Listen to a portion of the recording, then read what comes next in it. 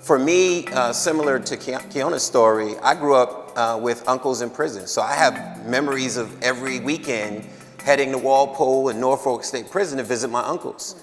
And walking in and seeing many of the faces being black and brown. Of course, you can't help but to take that in, right? When you go back to your neighborhood, and I was from Leonard Street Housing Projects, and you look around, and the people being harassed, arrested, incarcerated were people who look like me. Then when you go visit prison, the numbers, 60, 70+% are black and brown faces.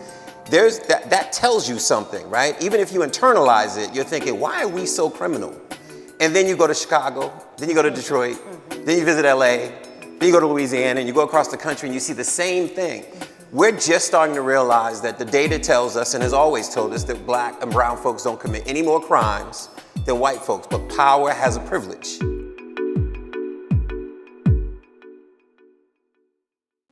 I tell people you're here now on the north slope of Beacon Hill.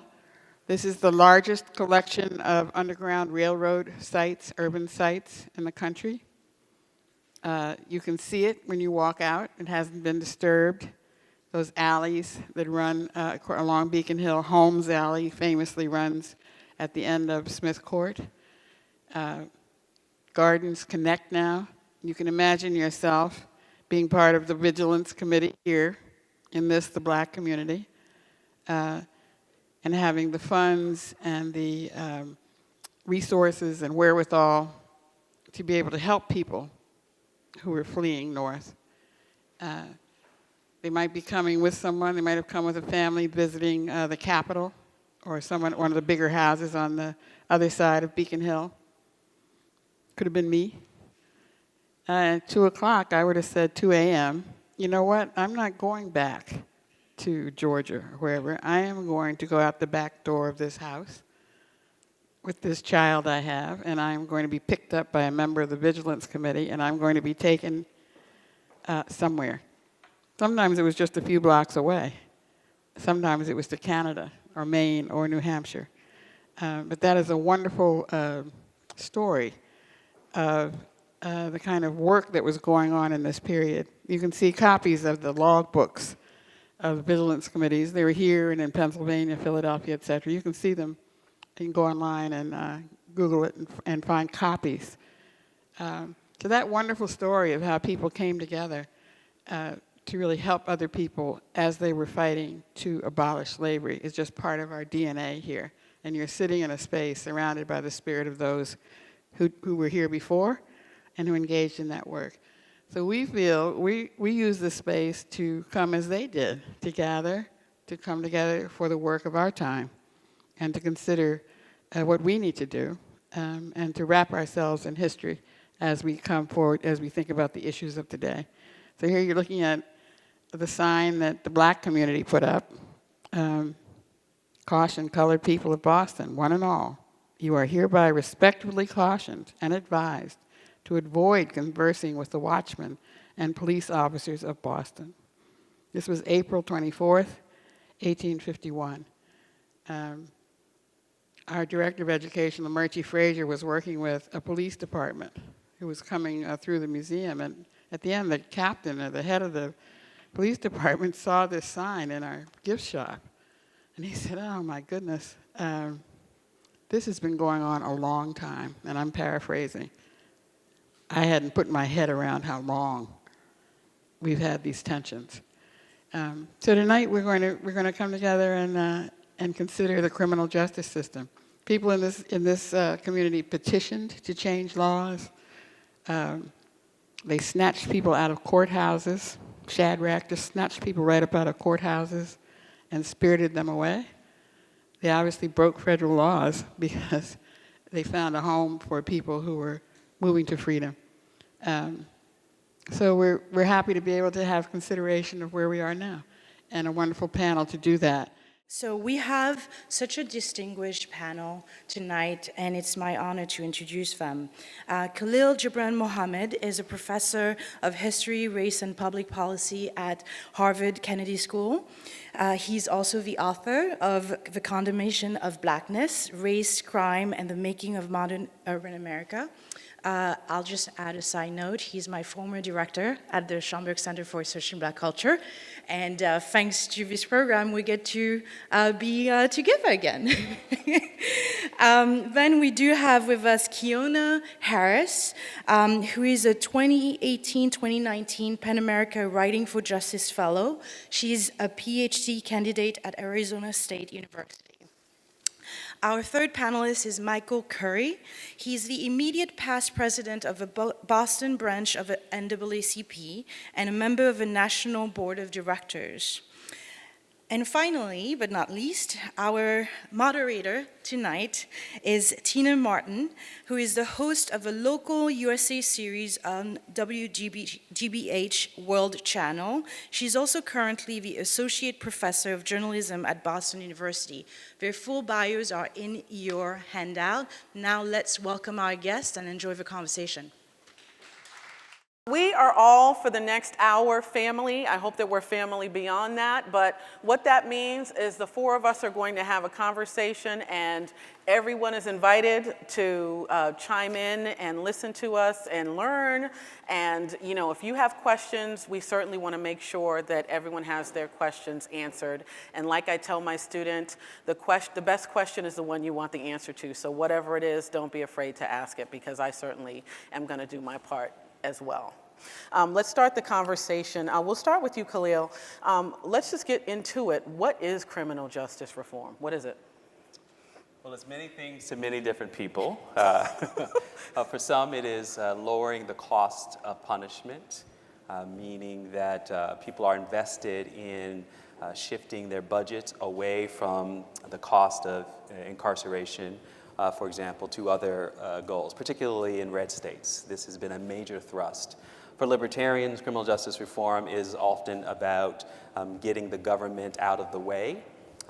So in this case, their interests are married to their same concerns about market regulation and other government activity.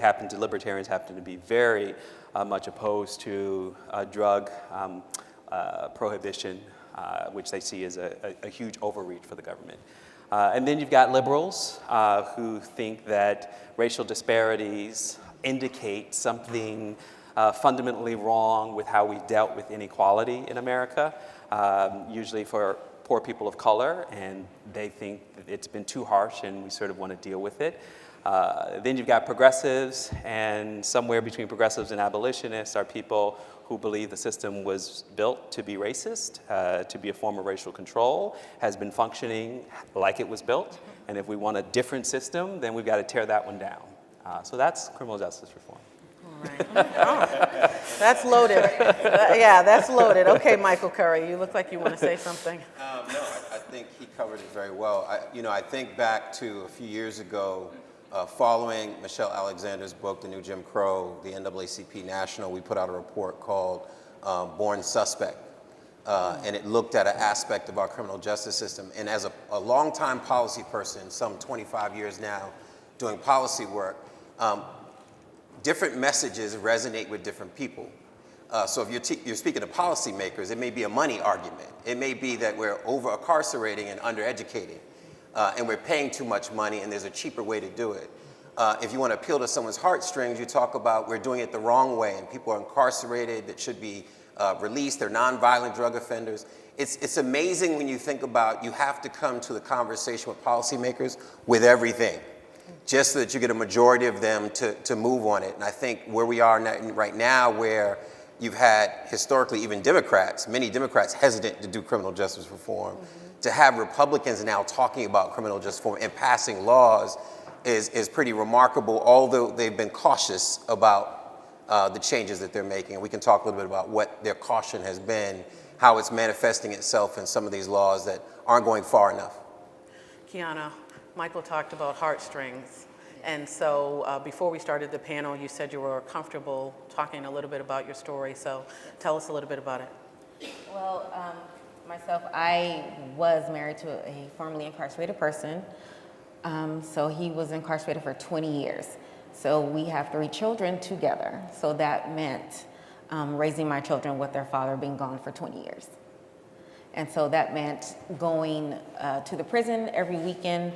that meant a lot of advocacy for my family, for myself, and for him as well. So I got a chance to see the criminal justice system very upfront and personal. And that wasn't my first encounter with the criminal justice system. So I grew up in Watts, California. So I remember seeing a time where there were a lot of men starting to get swept up off the streets and missing from my community. My father, my uncles, cousins, and things like that. So just noticing what was going on in the community, and then once the father of my children was incarcerated, I was really able to see how the system works, who's being directly impacted, and also And be specific, who do you think that is?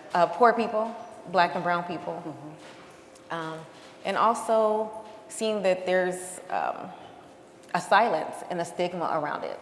So it's something that it's a lot of people are affected by. However, it's something that we don't talk about.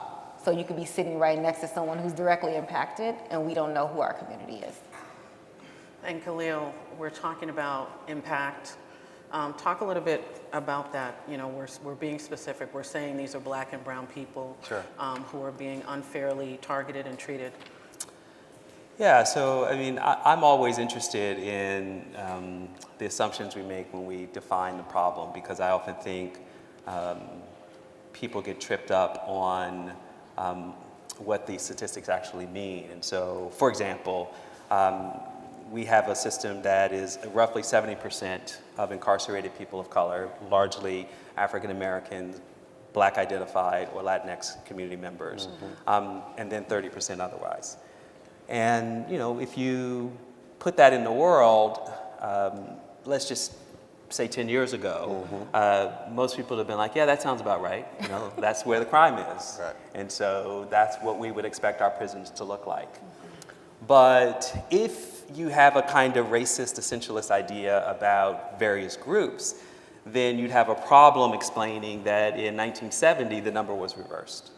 That roughly 70% of our incarcerated population were actually white or European identified and people of color. So something pretty radical changed. Either all the white people became really well behaved Stop committing crime. in 1970, or all the Black people just got so outrageously criminal that with our limited crime control dollars, we had to spend them differently. So that's essentially why the numbers, just sort of talking about disparity data, doesn't always get us there, because people tend to fill in the blanks with their own sense of why. And so I spend a lot of time trying to sort of tell people, like, these are the reasons why people think these happen. We still have, I would say, we don't do that much polling data in terms of criminal justice attitudes. What we typically ask people is, you know, is crime an important issue for you in this election cycle? And what we know right now is that crime is kind of low in terms of a social concern that people have. That's good news, right? That allows for the space of politicians to be much more engaged in this. But we don't really unpack their attitudes about why are people criminals? Who is a criminal? And so what I would say is that I'm more skeptical that we've done as much work as we would like to think we've done over the past 10 years, since Michelle Alexander's book, which was published in 2009, has come out, in deconstructing these racist ideas about. So essentially, people still kind of believe that bad people or people make bad decisions, and therefore, what are we supposed to do about it? Policing becomes the frontline response, prison becomes the back-end response.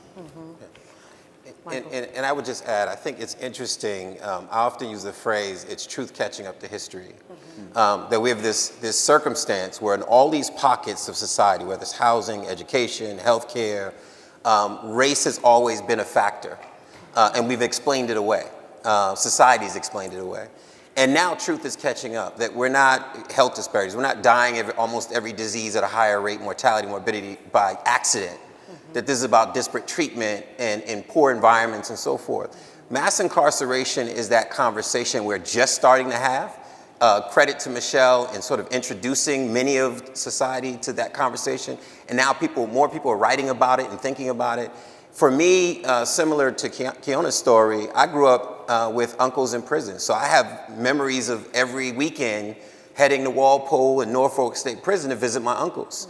And walking in and seeing many of the faces being black and brown, of course, you can't help but to take that in, right? When you go back to your neighborhood, and I was from Lennon Street Housing Projects, and you look around, and the people being harassed, arrested, incarcerated were people who look like me. Then when you go visit prison, the numbers, 60, 70+% are black and brown faces. That tells you something, right? Even if you internalize it, you're thinking, why are we so criminal? And then you go to Chicago, then you go to Detroit, then you visit LA, then you go to Louisiana, and you go across the country and you see the same thing. We're just starting to realize that the data tells us, and has always told us, that black and brown folks don't commit any more crimes than white folks, but power has a privilege. And that decides who you arrest, what communities you police, what kind of probation, parole, how long your sentences are, who the judges are. All that stuff is now starting to play out. And it's a conversation about whether we're ready to talk honestly about it. And I'm not convinced that we are. Well, that's what I was just going to ask any of the three of you, is how do you break that down? Well, you're the one getting the PhD. So.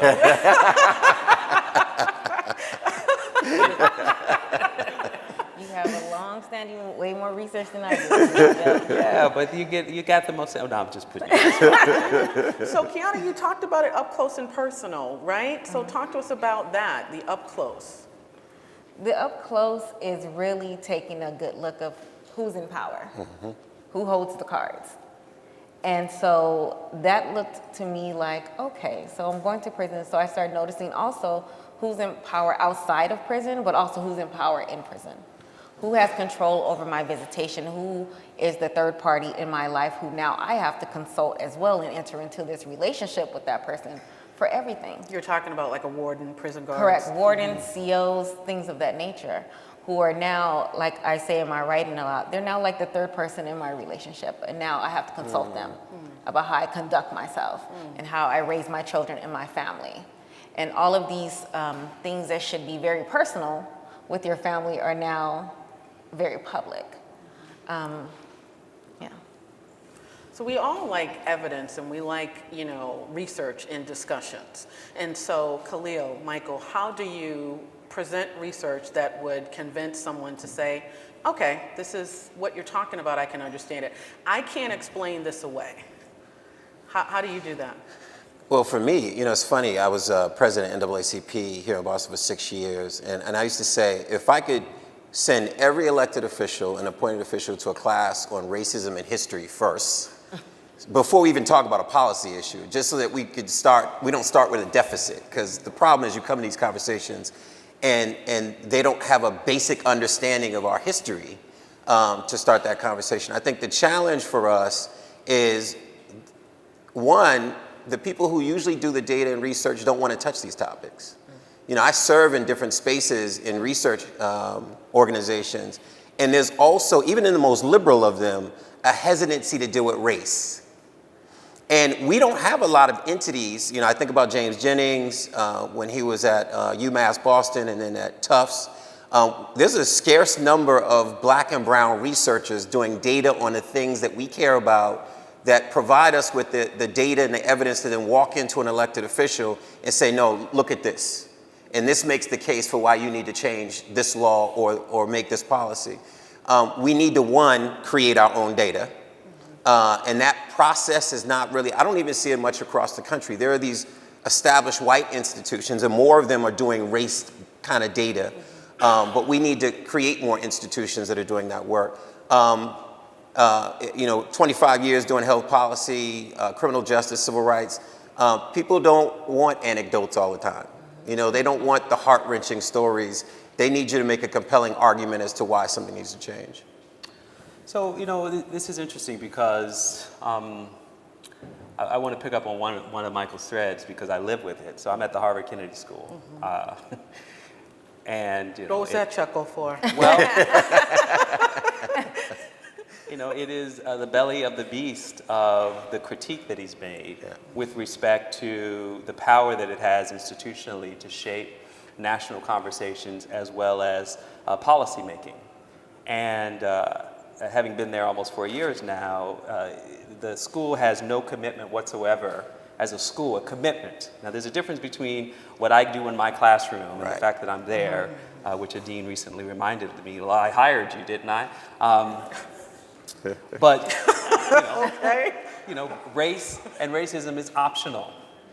So here, the school literally has the ability, by virtue of its standing, both nationally and internationally, to create future leaders who will have exactly the understanding of the history that Michael has described, and yet 8 out of 10 can opt out of that reckoning, that core understanding. I think of this history as a prophylactic against bad policymaking that contributes to continuing generation after generation the very problems that we have. I'll also add that these schools are not innocent in the story of mass incarceration. So the Kennedy School in particular is a place that contributed to the policy making of broken windows policing.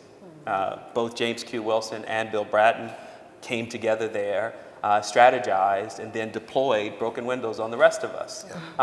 Now, ironically enough, they say there was community presence in the conversation, but the archives say otherwise, that there was one liberal white woman there saying, no, this is a bad idea.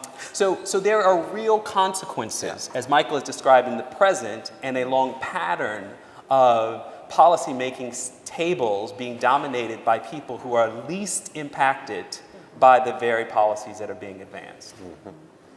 Keanu. That's it. Sorry, I'm trying to think. I almost forgot what the question was. Can you repeat it for me? You're listening, and you have the closest story of the four of us to a heartstring situation, as Michael was saying. So when you're hearing all of this in these conversations, how does that play in your mind with the experience that you've had over the last 20 years? Kind of going back to what you were saying, it depends on what audience that you're talking to, because like you were saying, every story is not for everybody. So if I'm giving a talk at my school and it's most of the people in the room don't look like me. I use a very different language. I give a lot of statistics. I talk about money because that's what people want to hear. If I'm talking about community engagement, and these are people that are most likely directly impacted, so they already have a foundation about race, they have a foundation about what's currently going on in the community, that's a whole different conversation. So it's about knowing how to code switch and knowing your audience and kind of listening for certain cues when people ask you questions, and that's to me how that indicates to me what are the bullet points that I need to make to get them to turn on their light bulb and kind of like, okay, well, let me think about this a little bit more.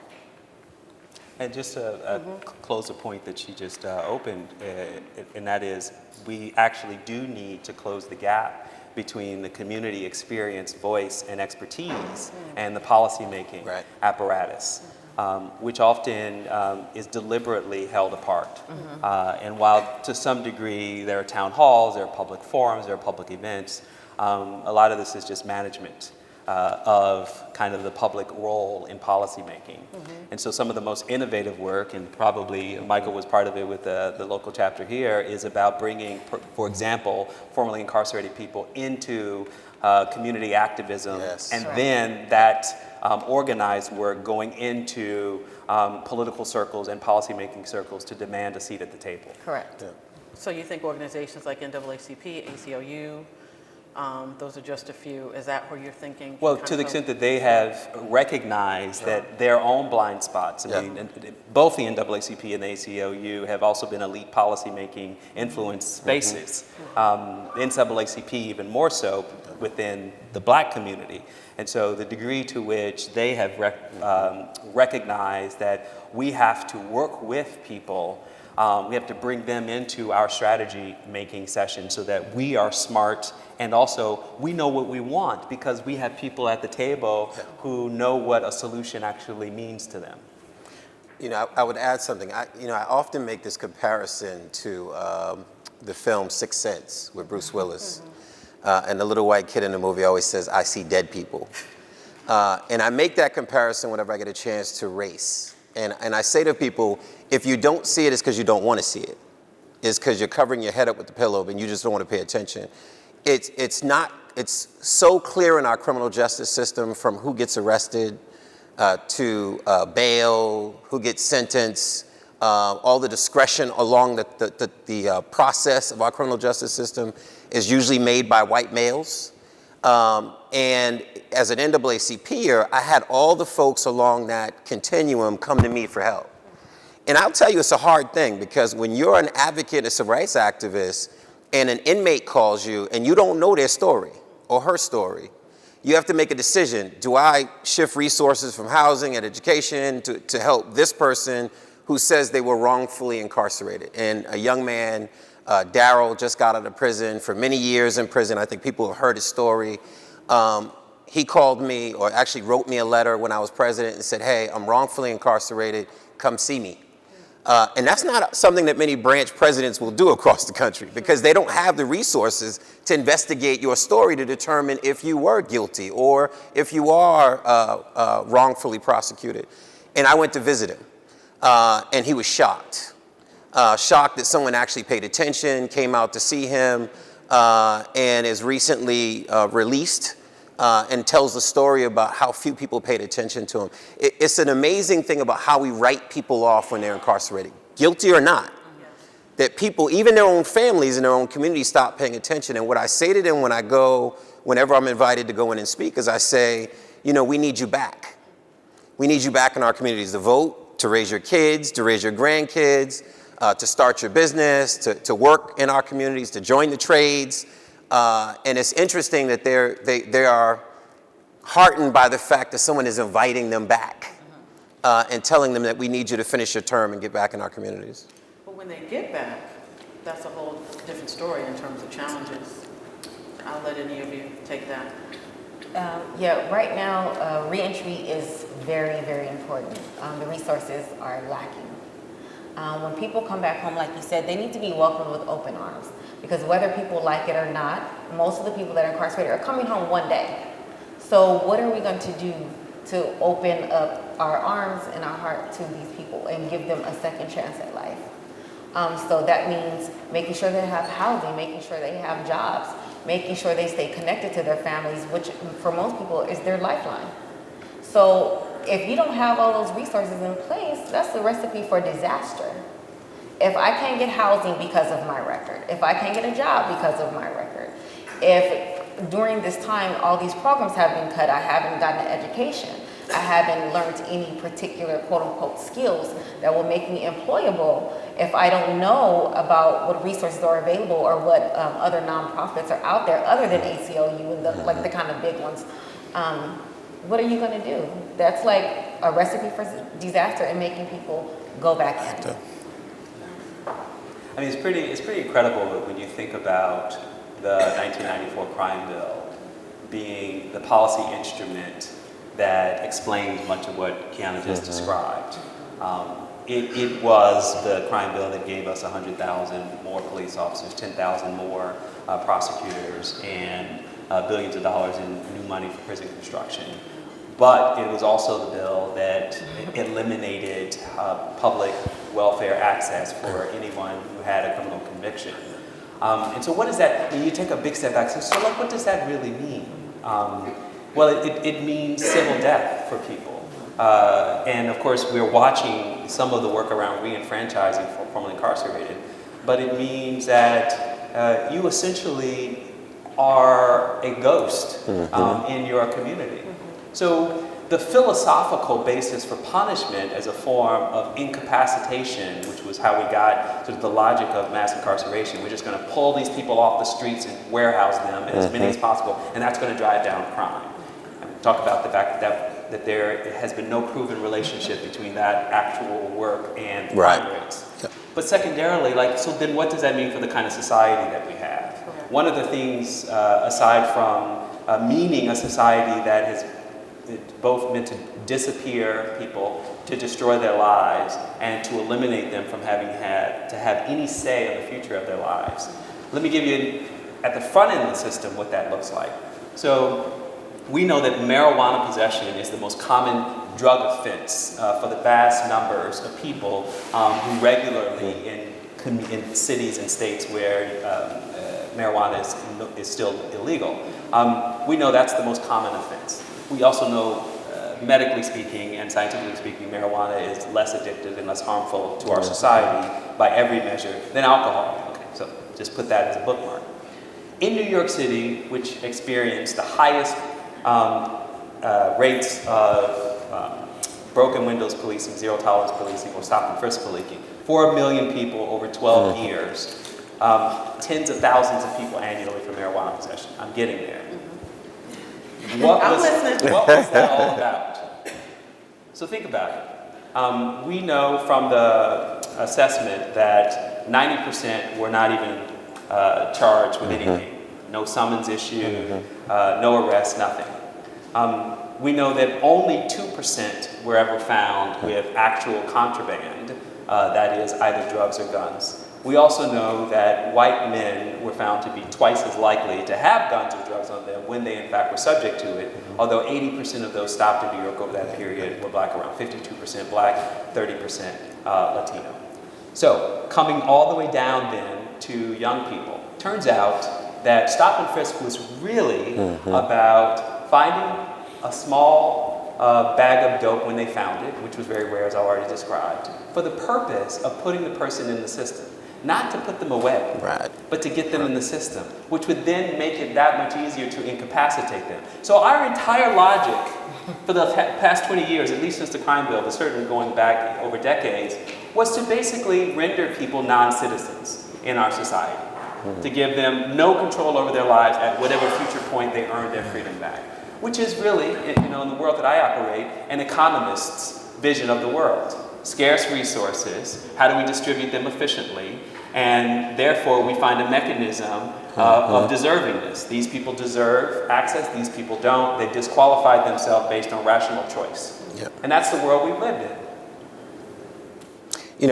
I'd make an interesting point related to what he just said, is that a few years ago, I chaired the Advocacy and Policy Committee for the National NAACP. And we were getting ready for our national convention, and Bill Clinton was coming to speak. And I'd seen him on some show apologizing for the crime bill. And I said, when he comes before the membership of the NAACP, I need him to apologize for the crime bill. We reached out, he agreed to make some remarks about the crime bill, apologize for the crime bill. And I think it was like a few months later when he was getting beat up on the crime bill, he then said, well, your communities wanted it. You were crying about the crack epidemic and the shootings and the violence, so you asked for a bill. And I think it's interesting for us as communities to think about when we have challenges in our community, how willing we are to give the keys away and to be very deferential about what the solutions are. The Clinton crime bill was disastrous for communities of color across the country. They know that. And now we know that. And the reality is you took men and women out of their communities and incarcerated them, many with nonviolent drug offenses, with this whole concept of mandatory minimums, and you put people away. And we know what happens when you take men and women out of families and basically break family structures where now mothers and or fathers are raising those kids without the other parent in the household. And what can come from that? I think we haven't fully unwrapped what that bill has done to our communities, and we need to have that conversation as well. And Keanu, touching on what Michael said, raising children without the father, what was that like? Tell us, give us as much as you can. We're all family here, so it all stays here in the room. But, talk to us about that experience. I know you said a little bit, but, Christmas, Thanksgiving, back to school. There's so many things that happen for children, and you were doing that for 2 decades without support. Correct. It was very difficult. It was an emotional strain and financial. So we're talking about, going to visit every weekend. And I just want to make it clear how far prisons are away from people, because, we're talking about a 4-hour drive. 4-hour drive. So we're talking about me getting off of work on Friday, driving up Friday night with my children, and then coming back home Sunday. So when you're thinking about gas money, when you're thinking about staying at a hotel, when you think about money to eat or visiting. So it was very, very difficult. It caused a lot of stress on myself and my family. As far as my boys are concerned, it was very difficult at certain ages for them. Because when they were little, it was a bit easier. They kind of really didn't know what was going on, and it's kind of like, okay, we're going to this place, and I'm going to eat pizza, and I'm going to see my father. But as they got older and started to look around the community and really started to understand what's going on in the community, and also they had a lot of questions because what they learn in society and what they learn at school is that people in jail are bad.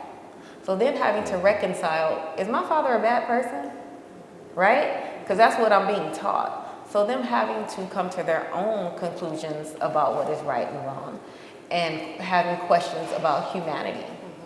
And so as my boys became teenagers, it became really rough because they were also in this transition where they needed a strong role model. Not even their father, we're talking about just strong role models in general, and even the men in the community were not there. So who do they look to see, how to conduct themselves, or if they have questions or anything like that? So it was very difficult. And there's also, as they got older, they're now young men. My oldest is 23, and then I have a 20-year-old. So yes, or I think they grown. So as they got older, also there was a time where they started to separate themselves because they have their own life now. Separate themselves. Separating themselves from the prison, like not going as much, and things like that, which is perfectly fine. Too, because everyone needs to live their own life. So it was a struggle. It was very difficult, and I don't think people. For me personally, I think that the two major things is that these families, like myself, we need to be supported by our own families and by our community, because we're also guilty by association. So that's why I kept it a secret for a long time. Unless you were my family or a close friend, there's something that I would talk about. Because once I say, hey, I'm married to someone that's incarcerated, people look at me crazy, or once they find out, like, oh, I'm in school and, I have these degrees, then it's kind of like, oh, you're an exception to the rule, which I'm not. And so it's a thing that my kids also lived with in silence. So we need support on that avenue, and also financially, it is a strain. Conversations. When did you have a conversation with your boys just about their dad? I think because he went away when my oldest was 8 months old. So this has been their life. This is all they know. So it wasn't until around, like I say, 10 years old where they started asking the hard questions. And I think that's up to every parent how they want to handle it. So I didn't tell them the whole truth, of course, but as I got older, I had the real conversation with them, because I think they just assumed too, because he had so many years, he had 20 years, so they're like, did he kill someone? I'm like, no. And I think that was hard for them to reconcile. Like, so there wasn't this violent offense. So why is he gone? For so long. Correct. So then around 10, 11, we start having the tough conversations about, this is our reality for right now. This is why he's gone. This is how we're going to deal with it. And so, Michael, listening to that, how do organizations like the NAACP, besides you're exceptional, going to see an inmate who says, hey, I've been treated unfairly, how do we support parents? Well, I mean, there's a lot of work going on now, and again, I consider it an awakening, even within communities of color, that we need to prepare for folks coming home. I talked to our Suffolk County Sheriff, Steve Tompkins, who's very conscious of the issues. I brought him to the national NAACP and said, you need to hear this brother talk about what he's doing in the jail with the inmates in Suffolk County Jail, and then what he's doing to help prepare them when they come out. He's trying to even influence his colleagues across the country so that there are jobs that they walk right into. We're trying to connect them. My full-time paid jobs, I represent community health centers across the state, 52, over 1 million patients, 380 plus sites in every corner of Massachusetts. Do they come out to get health care? And that's the whole spectrum, right? Do they come out and get dental care, their eye services? Are they getting the medical treatment? And then substance use services. and behavioral health services.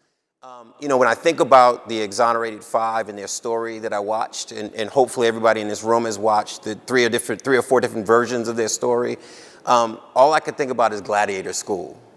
That when you're incarcerated, particularly when you're a young person, you're now incarcerated, and what the impact of that is on your mental health. I think some folks know I have a nephew that a year ago was walking between his mother's house and his girlfriend's house, which was 2 blocks. And there was a murder in Dorchester of a gas station superintendent right next to Dorchester Courthouse. And the police were, you know, scattering through the neighborhood looking for who committed that murder, saw him walking down the street, followed him to his girlfriend's house, arrested him, charged him with murder, and we did not get him out of jail for 6 weeks. And it was clear that he didn't do it. There was a camera right outside of his mother's house, one of the Homeland Security police cameras that could have shown that he was not the shooter. And I can tell you, but for me being former president NAACP, he would have been incarcerated much longer.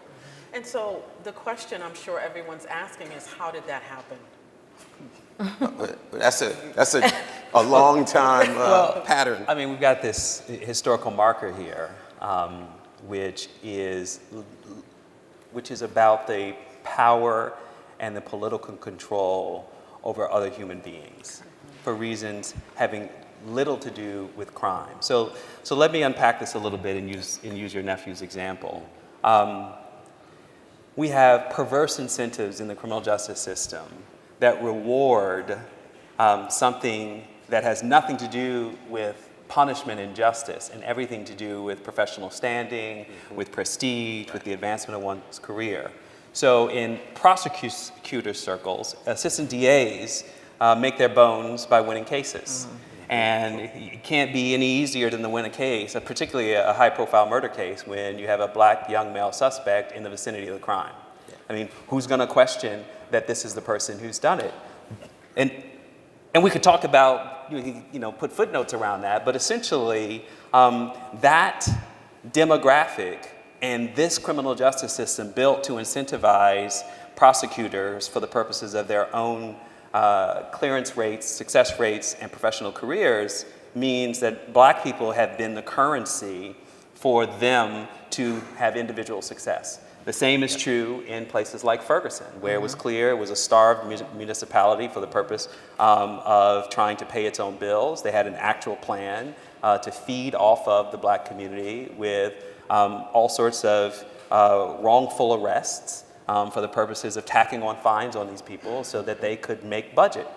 That's just an example of an extreme form that has been happening in forms of policing all over the country. So when you say, how could this happen?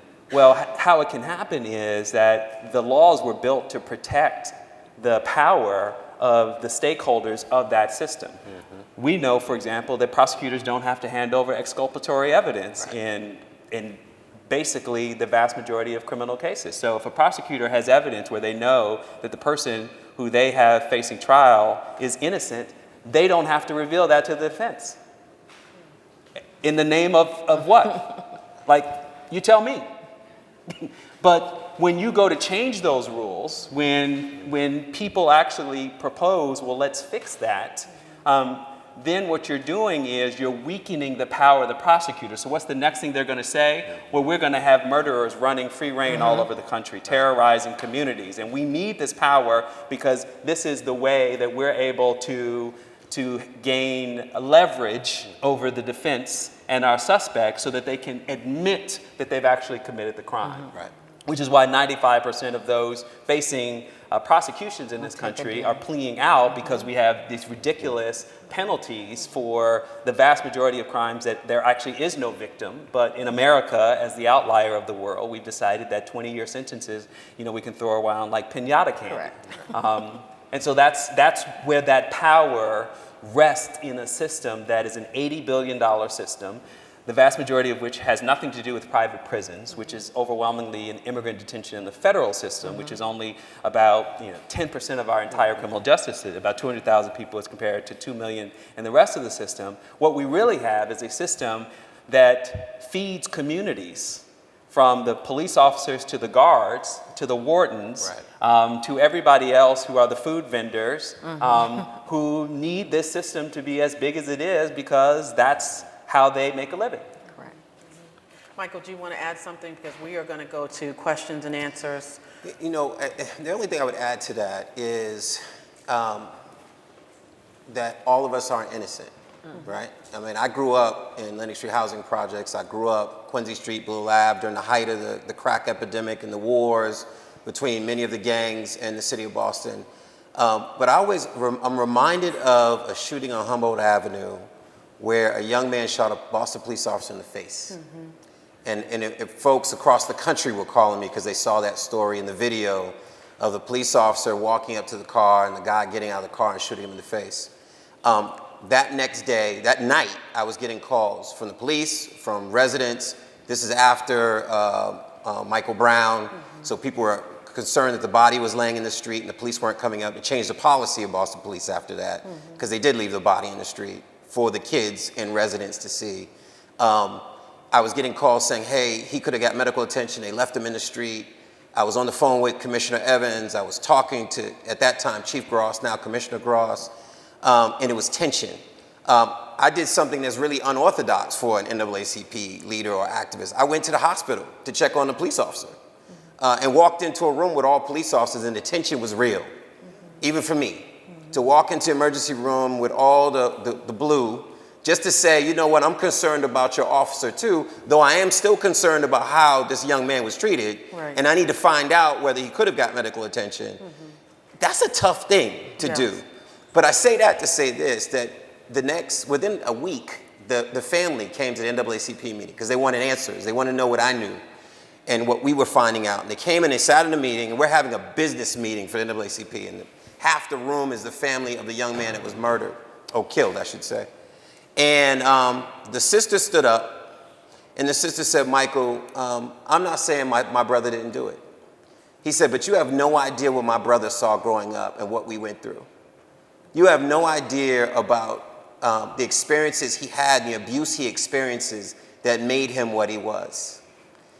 We don't have that conversation about what creates young men that are violent. Whether it's the internalized racism, whether it's the poverty, whether it's having to put food on your tables or provide for your family, whether it's mental health, untreated mental health issues. And I push Commissioner Evans to say, change the rhetoric to have some empathy for the family. Don't make it us against them and you must have done something wrong if your son shot a police officer in the face. He did live. Let's have a conversation about what happened in that young man's life that made him do that. And I think we as a society need to have that conversation about the men who are and women who are in prison, who did commit crimes, what they needed that they never got. Correct. Thank you very much. We're going to questions and answers, so we want to make sure that you get your questions in. And we have a microphone back there. There it is. Does anybody have any questions? Where does it start and where does it begin in reference to education? How is you, as a parent, raising two boys that didn't go astray, that didn't commit a crime? You know how they say, apple don't fall too far from a tree? Are any one of your boys one decision away from ending up in the system? And the whole conspiracy to kill black boys, and when does it start in reference to them being labeled and just basically set up to fail? We don't talk enough about education, because if you don't commit a crime, you don't go to jail. You don't get in the system. How are we as a village doing what we need to do in order to take care of those things that happen? Real quick, I'm reminded of the heroin breakout. And they were breaking into houses, snatching pocketbooks. They made a mistake by grabbing somebody's mama's pocketbook. We knew who it was when we did something about it. We took control. It says, not in our neighborhood. Let's not let that happen ever again. So the men today are afraid of the boys on the corner, when it was back in the day, the boys were afraid of the men on the corner. And if we don't provide what I call the edge, at an early age, 6th, 7th, and 8th grade, education, direction, guidance, and empowerment. Education doesn't come necessarily from a book. It comes from life's experiences and sharing. G is for guidance, to guide young brothers and sisters about the steps and the paths that they should go in. E is for, I forgot the D, direction. Direct them in a way that they should go. And the last is empowerment. And like you said, without a male mentor, role model to say that, wait a minute, I love you, I care about you, you are of value, and you are worth something. Just to piggyback on that. Thank you.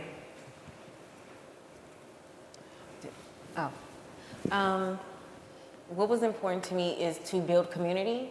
So I do a lot of organizing with women at the prisons and in my specific community. And what we did was we wrapped all of our kids, we put our arms around them. And education is very important to me, very, very important, but also I realized that education will not save my children. And so as they grew up and became young men, there have been many times they were one step away from being in trouble. And not necessarily because they were not raised right or they don't know better, but because of circumstance and in the society that we live. Like he was talking about his nephew. My son has, have been in a lot of situations where he was in the car with somebody and somebody got pulled over and somebody had, a joint with them or something like that. So there have been a lot of things that could have put my son where I don't want to see him at. So I think education is really, really important, but also understanding that, like you said, education doesn't just come from a book. It comes from like the village taking care of each other. So I want to just respond to this because I appreciate the question. And so I want to say before I critique the question that I think there are many ways into the kind of self-efficacy and agency, moral agency that you're talking about. So this is no critique of that. But I think it has been insufficient to the scale of the problem. And one reason is that the state, so the way in which we imagined the village back in the day was a state that was, for all intents and purposes, a tenth of what it is today. And by the state I mean the role of various forms of the criminal justice apparatus to intrude in the lives of people. So, we had 350,000 people in prison in 1970. We have over 2 million today. So that's where I get the roughly 10 times larger. So the state itself became criminogenic. So if you just took one factor, and I'm just going to make a case for one in the interest of time, what you're describing was a time when black people had greater control over their communities because the state did not have 10 times more presence in their community looking for people who they assumed would one day be criminals, like those young people that they were rifling through their pockets in New York City on their way to school, doing nothing wrong but just being black and living. Or here in Boston. Or here in Boston. Then the same state decided that it wasn't good enough to have indeterminate sentencing where a judge could hear a person's story and try to figure out, this is really a good kid who did a dumb thing. And so, we're going to do something about this, but we're going to give you a chance to come back. No, the state said you should be in prison for 10 years. And so prison is a school of crime. So that's just two examples of what made those young people much harder to talk to because we as society told them they're not worth talking to. Correct. They're not worth believing in. And while teachers and preachers and parents can work really hard to overcome that, it ain't easy. Correct. And it became harder and harder and harder to do. And we became less believable. We became liars to our own children about the fact that they were in full control of their destiny if they did X, Y, and Z. Correct. Because they weren't. So the crack epidemic, right? The way they police the crack epidemic is way different than the way they police in the opioid epidemic, right? And even in your book, The Combination of Blackness, you had certain ways that they was policing white people to black people. Is it more the same, or is it actually evolution of policing that we've learned our lesson? Yeah, that's an easy one to answer. Thank you.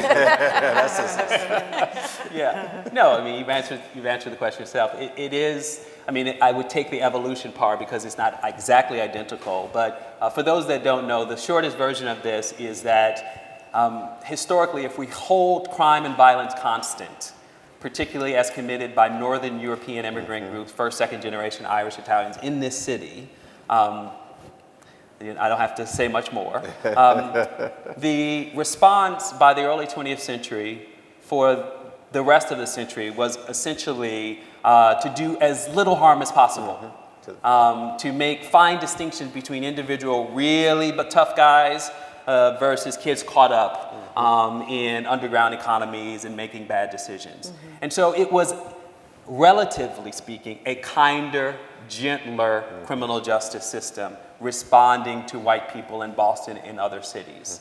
At the same time, that same system built an economic and social infrastructure to support those communities, homes, jobs, police opportunities. I mean, it's an irony today that we're saying the solution to police violence today is to put more black people on the force. Well, partly that's true because those are good jobs, let alone whether it will solve the problem of racist policing. Right. So the same Irish who were criminalized in this city at the turn of the 20th century became the dominant members of the police force, which is about economic opportunity, which is about crime prevention. So the fact that we know that so much of our society, black people, were redlined out of opportunity is also the story of maximizing the pathways to continuing to participate in crime and violence when black folks chose to do that, which was always a small part of our community, despite the fact that it looms large in our imagination. So yeah, we've treated white people very differently over the last century when it came to, the colloquial version of this is to say that from the Prohibition era to the opioid era, white folks have been too big to jail. I wanted to kind of push forth some thought on what criminal justice reform means on the international front, just because I think that it's safe to say that whatever the U.S. does has a ripple effect across the world, right?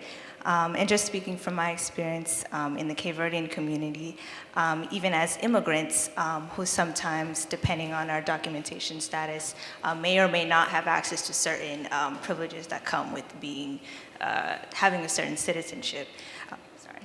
And so we as a group are a heavily policed group, heavily racialized group, and then we also see how that creates effects in Cape Verde as well, right? So when people get into the prison system and then get deported back into Cape Verde, we see how that, my grandmother was just telling me, don't go back to Cape Verde, there's too much crime, right? Like you can't even go down the street because the years and years and decades of this cyclical system has been going on so long. So I just wanted to, hear your thoughts on that. I mean, I don't have much to offer other than we've been having the conversation for years between particularly the Haitian community and the Cape Verdean community around sort of that matriculation into society here, being first generation, and then getting caught in that web of race like anyone else. And I think about where I grew up sort of in my older years around Bowdoin Street, Quincy Street, Bowdoin Street, heavy Cape Verdean community, where a lot of my Cape Verdean friends and their parents who didn't want to identify as black. And I think that's not new. I don't want to identify as what America says black people are, so I don't want to identify with that. And their kids would sort of adopt the fact that they were black. And part of it is we saw them now go through the same process that we went through, being native-born black folks, where they were getting arrested, and getting stopped and arrested and harassed and incarcerated.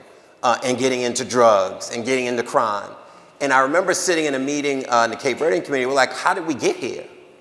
Like, how did we get here where now our kids are now caught in that same system? And it's just how pervasive racism is and how it can creep into any circumstance, any immigrant community that comes here, because the skin color matters, race matters. And power and privilege plays a part in that. So I don't know if that fully gets to your question, but I think it's a conversation, because I then had the conversation where he said, they're sending my son back to Cape Verde. And what can I do to stop it? It was always a challenge. We were paralyzed in how to figure out how to keep them from sending those young men, many of whom were not even convicted of a crime, and sending them and deporting them back over. I just wanted to circle back to when the gentleman over there stated, where does it begin, and to circle back to the education conversation. I have an 11-year-old in the school system right now, and race is a hot topic in our home right now.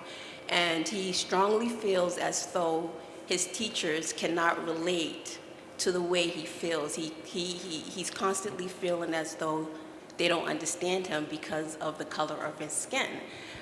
So recently, he had to have detention at the high school, and when I dropped my son off there, I noticed that there were black and brown kids there only. There was only one Caucasian kid there. And I was just saying to myself, something's wrong. There's a disconnect here between the school system and the way our black and brown kids are being taught in the education system. I think we need inclusion, diversity in the school systems, and I think we need to start having a dialogue with educators as well. I just wanted to make that statement. Yeah. And that dialogue, you said, Michael, is really hard to have. It's really, but there's been a conversation for a while now about the school to prison pipeline. I would direct people, there's people doing great work in this space. I think about Rasan Hall, who's now at ACLU, and the work he's been doing. I think about Lawyers Committee for Civil Rights and Yvonne and Sophia Hall and the work they're doing to really deal with these issues. There is a problem, and the Lawyers Committee put out a report a few years ago about suspension, expulsions, and how they tend to look like us. They're black and brown kids. And what that means in terms of preparing kids to then enter our criminal justice system and be incarcerated. We march over a lot of things. We don't march over enough. Because I honestly believe if we really understood how pervasive this stuff is and the impact it has on families, we would be even more active. People would be even more angry, more upset. I share the story with you that my sons, I used to get a call, no exaggeration, my two oldest sons, every day with a complaint about my kids. Every day. And I'm an activist. And they would say, well, he didn't raise his hand to ask a question. Or he touched a little girl on the shoulder. In fact, at the Oldham School in Needham, called the police because the young white girl, he touched her shoulder, she told her mother when she got home, and the mother called the police. So I had to leave work the next day and go to the Needham Police Department to meet with a police officer for him to tell me how my son inappropriately touched this young girl on her shoulder to get her attention. It's real. And I was overwhelmed as a civil rights activist and angry and sitting there wanting to say some stuff to this police officer and go back to the school. And I was even overwhelmed. I can't even imagine how the average parent who is not in the activist space, is not prepared to enter those spaces and do battle with injustice and inequality, I can't imagine how they get through it. Yeah, and I just want to, go ahead, you go, definitely. I just wanted to piggyback off of what you were saying. So this is where it comes about showing up for your children, not just yours biologically, but just showing up for them and advocating for them. Because like you were saying, one of my youngest sons is on like an autistic spectrum. And because he is black, and because he's a really big kid, and most people think he's, older than what he is, I've already had to have these very uncomfortable conversations with teachers and administrators about you need to approach him in a certain way. His learning is different. Because I know that as he gets older, he's going to be looked at as a threat. He's big, he's black. And so then it was going to be conversations about he didn't raise his hand. He's talking out of turn. And that's just not him, being disrespectful or being threatening, but his learning is different. So just recognizing things very early on and having those very uncomfortable conversations. And let me just say really quickly, one, my kid had a similar story, so that's that. But look, I've taught teachers. I taught them at Indiana University as a historian in the School of Education, and I've taught teachers at the Kennedy School.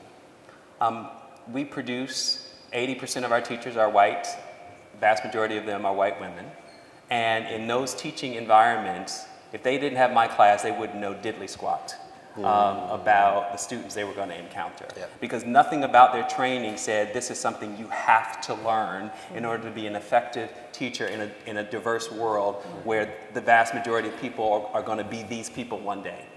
So we know, when I say we, researchers know that who is teaching matters, not just for what they bring with their own lived experience into the classroom, their own biases, explicit and implicit, but also that children need to see themselves in their teacher. Yes. And so to ignore or to pretend that this is a colorblind thing and that the fact that we don't talk about these things or something is actually doing harm to children of color. Even before the cops get called or the school resource officer gets called or the bias accusation goes out, the kids are already being harmed. Right. We also know that in the teaching material that Black and Brown and Native and Asian American Pacific Islander people are just not represented in the story. So Marley Diaz, who has done this hashtag 1,000 books and distributing books all over the country, said, I got sick of white boys and dogs in the Scholastic books. She's like, it's just not okay that year after year, this is what I learned. So I'll stop there. But so we know what these problems are, but we have to do something about it. And I don't know if this is a dumb question, No question is dumb. but for me, also doing a little bit of social justice work in history and anthropology, it seems like this is very foundational, deliberately in our Constitution. Can we just write a new one? Like, just, all this. I was a grad student in Oklahoma and a resident there, and I voted for prison reform. And then the state legislator said, citizens of Oklahoma, we don't think that you know what you voted on, so we're not going to pass this prison reform. And it's changed. I quickly looked it up just now, but that's the state government, and they're being, but then our federal government perpetuates these things. Like, how can we, instead of just doing reform, just fully redo the institutional framework? Is that even possible? I mean, it's grand to say this, but anything's possible, right? Yeah. It really comes down to whether we're impatient with change. One of the things I love about millennials and in the NAACP, as Ed knows, the longtime NAACPer knows, we have a civil rights training going on now where we take 150 21 to 35-year-old impatient activists and train them how to be the next generation of leaders. And they're all super smart. They'll be the next generation of Ayanas. I mean, when I tell you, you'd be impressed if they were sitting in this room. And then they go back out and they run for office and they run NAACP branches across the country. And I'll tell you, the conversations they have, they want to blow up the whole system. And some of us that are older are very pessimistic, like, well, you can't really blow it up. You got to change it. But I'm heartened by the fact that people are impatient, and there are a younger generation of Black Lives Matter folks who are like, no, we can do this differently. But you got to show up. And I'll say this sort of in a closing comment about your question. If people understood the damage that's being done by this presidency in every area we care about, for all those people who didn't show up and vote in the last presidential election, shame on you. Yes. Because in everything that we fought to get in the criminal justice space, in the housing space, in the environmental space, we're losing. And just in terms of federal judge positions and the Supreme Court, we've lost tremendous ground that my grandchildren will be impacted by. It becomes hard to change anything when people don't show up. So if there's any mandate on any of us in the room, it cannot happen again. Everybody got to show up and vote. And I will sort of, my favorite phrase, and it's becoming more and more popular now, is if you're not at the table, you're on the table or you're on the menu. Yes. Right? You can tweet that. And one of the ways that you're at the table is you vote. That's right. And you show up and vote. And you put people in charge and in leadership positions that are disruptive and who want to change things. And I'm just excited when I go and I teach this 150 per year class, right? Because we got a new class coming in next year that'll be here in Boston in 2020 for the NAACP convention. I'm excited because they're not as patient as I am. So I have one addendum to that. Sure. It's a And little. then we got one last it's question, and they're booting us out of here. It's a little bit of a disagreement. I am less critical of young millennials who didn't vote for Hillary Clinton, as some measure of not showing up, because many of those same young people voted for Kim Foxx, the prosecutor in Chicago, who succeeded the woman who oversaw the Laquan McDonald scandal. They voted for Larry Krasner in Philadelphia, who is doing some of the most radical criminal justice reform. They voted for Eric Gonzalez, who's continuing the work that Ken Thompson did in Brooklyn, and many other prosecutors. Some of those same people in Chicago won a reparations lawsuit for the case of the torturing of 200 people and changed the curriculum of the Chicago public schools so that young people, K through 12, learn what happened in their city so that they don't look at themselves in the mirror and think something must be wrong with me if this is how police officers treat people in my community.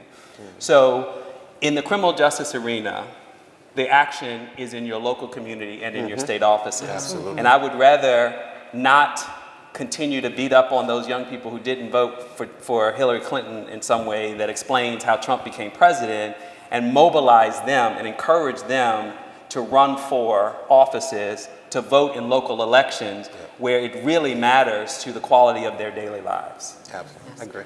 Thank you for coming. It was good hearing everyone here. Mine is more, it's not a question, it's a story too.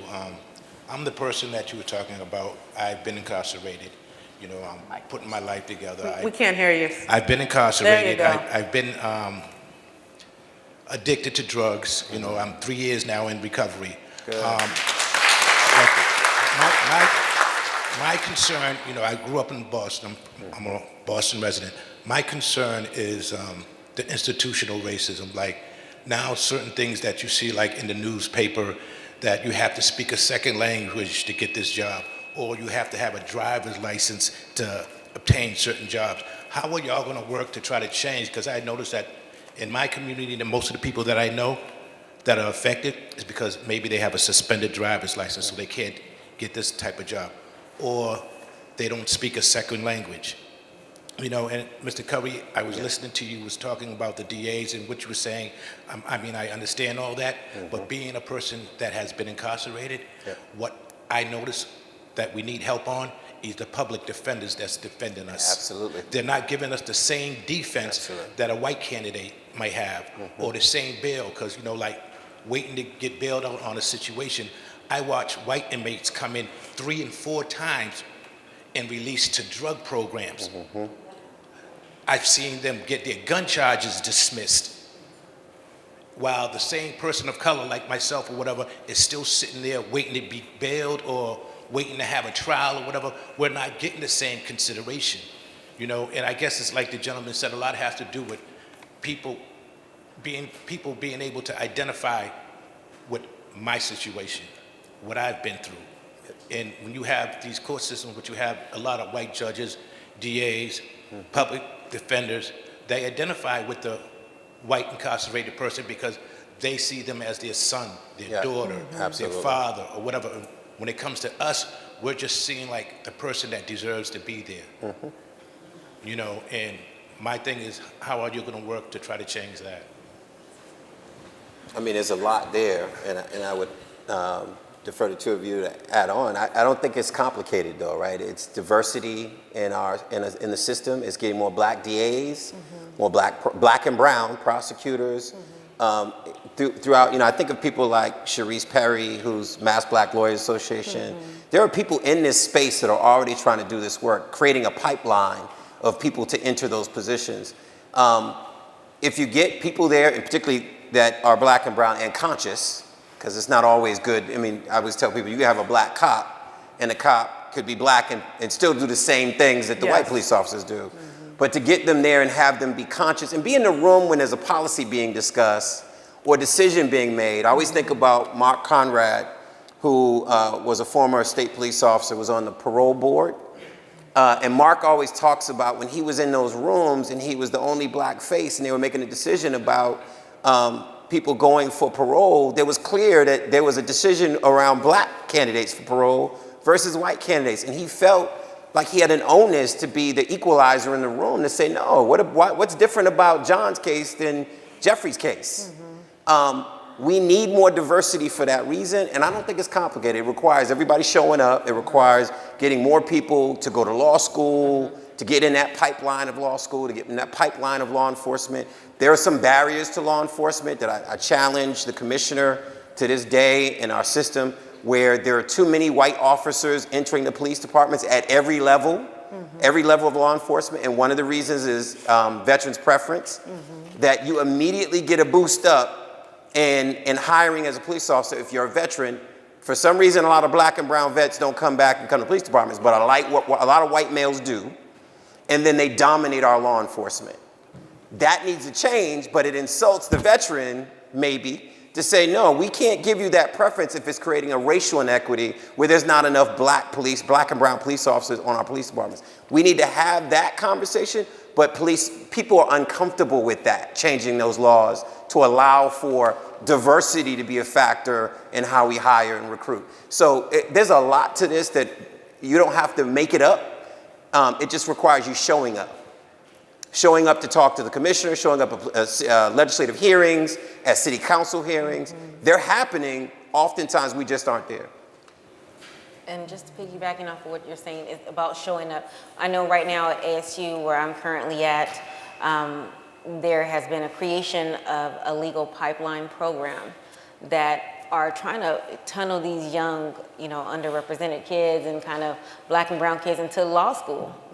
Who might otherwise don't know anyone, lawyers that look like them, but very, vested and interested in this work.